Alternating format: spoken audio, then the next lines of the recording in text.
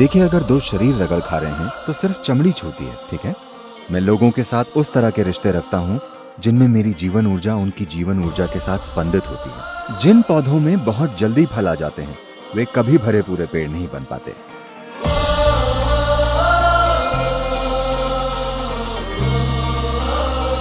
अगला प्रश्न राहुल ने पूछा है, बॉयफ्रेंड या गर्लफ्रेंड बनाने के लिए सही उम्र क्या है? राहुल बॉयफ्रेंड चाहता है।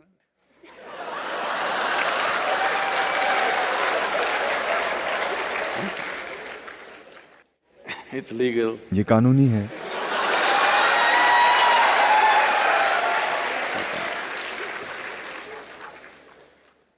तो मेरे ख्याल से हर बच्चे के बॉयफ्रेंड और गर्लफ्रेंड होते हैं। हाँ, जब आप 3, 4, 5 साल के थे क्या आपके बॉयफ्रेंड और गर्लफ्रेंड नहीं थे? थे। अब आप साधारण दोस्त को एक नया अर्थ दे रहे हैं। देखिए, दोस्त का मतलब ये नहीं है कि उनके साथ शारीरिक संबंध होने जरूरी हैं। हेलो, ये चीज आपने उन समाजों से सीखी है जहां शरीर सब कुछ होता है। देखिए, ऐसा क्यों है कि आज ऐसी स्थिति हो गई है? ऐसा सिर्फ अमेरिका में था, मगर आज ये हर जगह है। अगर आप रिश्ता शब्द कहते हैं तो लोग सोचते हैं कि ये शरीर से जुड़ा रिश्ता है। क्या अभी आपके साथ मेरा रिश्ता नहीं है? क्या अपने माता पिता, अपने दोस्तों, अपने शिक्षकों के साथ आपका रिश्ता नहीं है? आपका रिश्ता नहीं है?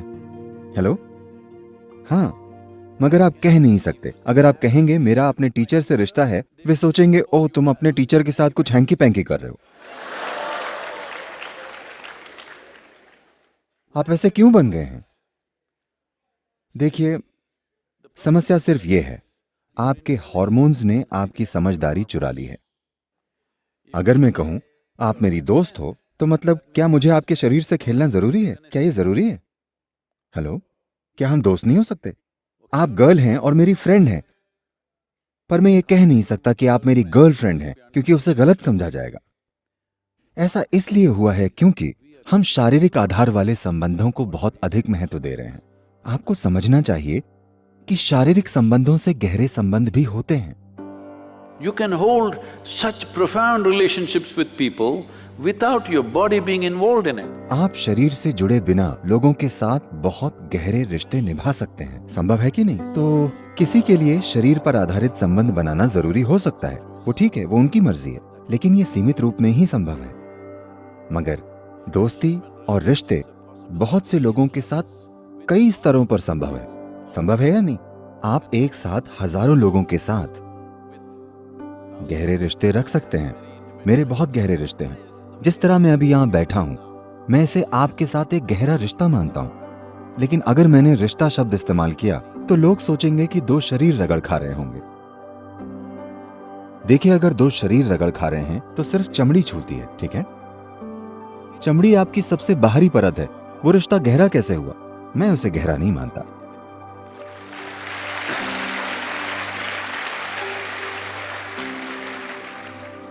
मैं लोगों के साथ जुड़ सकता हूं, सिर्फ उनके मन और भावनाओं से नहीं, उनकी पूरी गहराई में, उनकी जीवन प्रक्रिया से। मैं लोगों के साथ उस तरह के रिश्ते रखता हूं जिनमें मेरी जीवन ऊर्जा उनकी जीवन ऊर्जा के साथ स्पंदित होती है।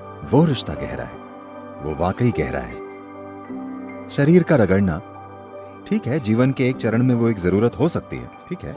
हम उसे सही या गलत बताने की कोशिश नहीं कर रहे हैं, ये आपकी पसंद है, मगर उसे दोस्ती का आधार मत बनाइए। तो आप अपने आसपास की हर लड़की और हर लड़के के दोस्त क्यों नहीं हो सकते? हेलो, तो मुख्य रूप से आप पूछ रहे हैं कि मुझे किस उम्र में सेक्स की ओर झुकाव वाले रिश्ते बनाने चाहिए, क्या यही सवाल है? मगर मेरे ख्याल से ये आप अपनी और दुनिया की बड़ी सेवा करेंगे अगर आप इसे बॉयफ्रेंड गर्लफ्रेंड कहना छोड़कर कुछ और कहें। इसे अपना रोमांस या प्रेम संबंध या कुछ और कहें, क्योंकि ये बहुत महत्वपूर्ण है। Friend, the word friend must be released from the body. दोस्त शब्द को शरीर से मुक्त होना चाहिए, वरना दोस्तियां नहीं होंगी। हर कोई इस तरह से होगा। अगर मैं कहूं तुम मेरी दोस्त हो, वो डर जाएगी बिना किसी बात, है ना? अगर मैं कहूं वो मेरी दोस्त है तो वो डरेगी, ये क्या चाहता है, ये मेरा दोस्त कैसे है। दोस्त शब्द को शरीर से मुक्त कर दीजिए, ये बहुत महत्वपूर्ण है। Let friendships happen all over. हर जगह दोस्तियां होने दीजिए। शरीर से जुड़े रिश्ते किसी एक व्यक्ति के साथ होते हैं, वो अलग चीज है, वो आपकी मर्जी है किस उम्र में।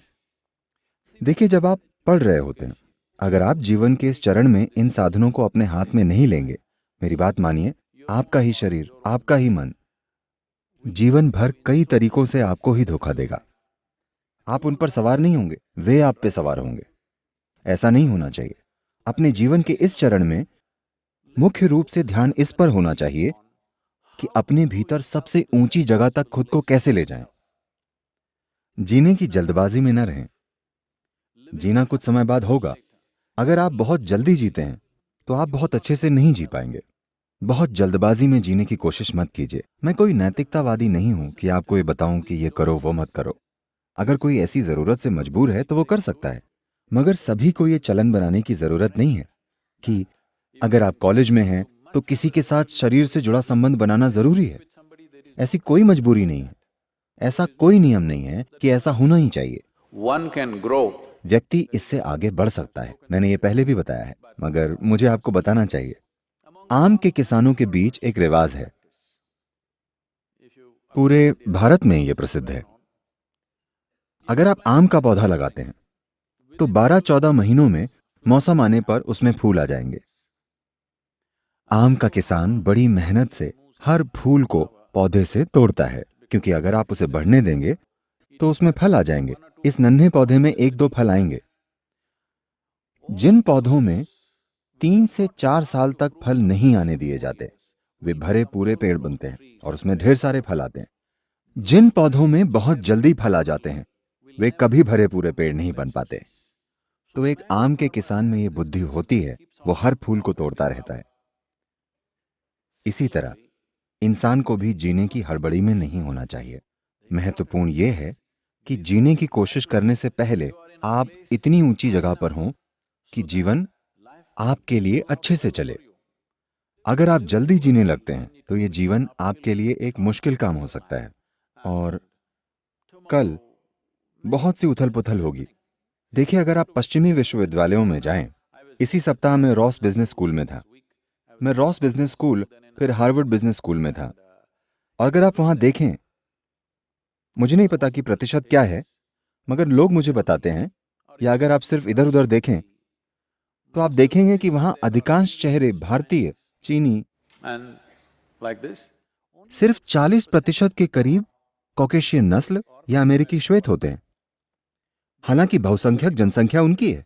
ऐसा इसलिए हो रहा है, इन भारतीय परिवारों और चीनी परिवारों के बच्चों के पास एक सपोर्ट सिस्टम होता है और उन्हें 25 साल या उसके आसपास तक अपने माँ बाप के साथ रहना होता है, जब तक वे यूनिवर्सिटी की पढ़ाई खत्म नहीं कर लेते। मगर आमतौर पर श्वेत परिवारों में 18 साल के होने तक लोग परिवार से निकल जाते हैं। वे सभी अपने पार्टनर्स के साथ रहते हैं। वे भावनात्मक चीजों से गुजरते हैं, उसके लिए उन्हें पैसे कमाने पड़ते हैं और हर रोज शाम उन्हें अपने पार्टनर्स का ध्यान रखना पड़ता है। लाइब्रेरी जाने का समय नहीं, पढ़ाई का समय नहीं। सभी टॉपर भारतीय, यहूदी और चीनी होते हैं। आप अमेरिका के सभी विश्वविद्यालयों में देख लीजिए। तो इसका क्या मतलब है? बहुत से अमेरिकी यूनिवर्सिटी की पढ़ाई तक पूरी नहीं करते, सिर्फ इसलिए क्योंकि उनके पास बॉयफ्रेंड और गर्लफ्रेंड है। और ये हमेशा सही नहीं चलता। चीजें होंगी, रोज की उथल पुथल, समस्याएं, ये चीजें हर दिन होती हैं कि ये आपके जीवन का वो समय है जब आपके अंदर ऊर्जा का स्तर सबसे अधिक होता है। अपने जीवन के इस चरण में अगर आप अपने भीतर एक फोकस और संतुलन बनाते हैं तो ये ऊर्जा किसी शानदार चीज में बदलेगी। लेकिन जीवन के इस चरण में अगर आप फोकस और संतुलन नहीं लाएंगे और उसे मान लीजिए 40-45 साल की उम्र में अर्जित करेंगे, तो आपके पास उतनी ऊर्जा नहीं होगी। ये चीज युवा नहीं समझते। उन्हें लगता है कि ऊर्जा का ये स्तर जीवन भर रहेगा। नहीं नहीं नहीं, ये गुजर जाएगा।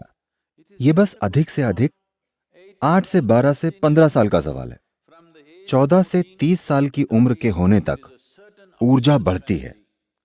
इस समय तक अगर आप सीख लें कि इसे कैसे संभालना है, अपने जीवन में संतुलन और फोकस कैसे रखना है, अगर आप अपने जीवन में फोकस लाते हैं तो ये जीवन अधिक ऊंचे स्तर पर काम करेगा। अगर आप ये चीजें नहीं लाते और आप जीने की जल्दबाजी में रहते हैं तो आप देखेंगे कि ये एक मुश्किल काम हो जाता है। ऐसा नहीं है कि आप नहीं कर पाएंगे, आप कर सकते हैं, मगर जीवन में बेकार के संघर्ष होंगे। तो ये व्यक्तिगत चुनाव है। अगर किसी में जबरदस्त मजबूरी है तो वे ऐसा कर सकते हैं। इसे ट्रेंड ना बनाएं कि अगर आप कॉलेज में हैं तो आपको शरीर पर आधारित रिश्ते में होना ही चाहिए। ये जरूरी नहीं है।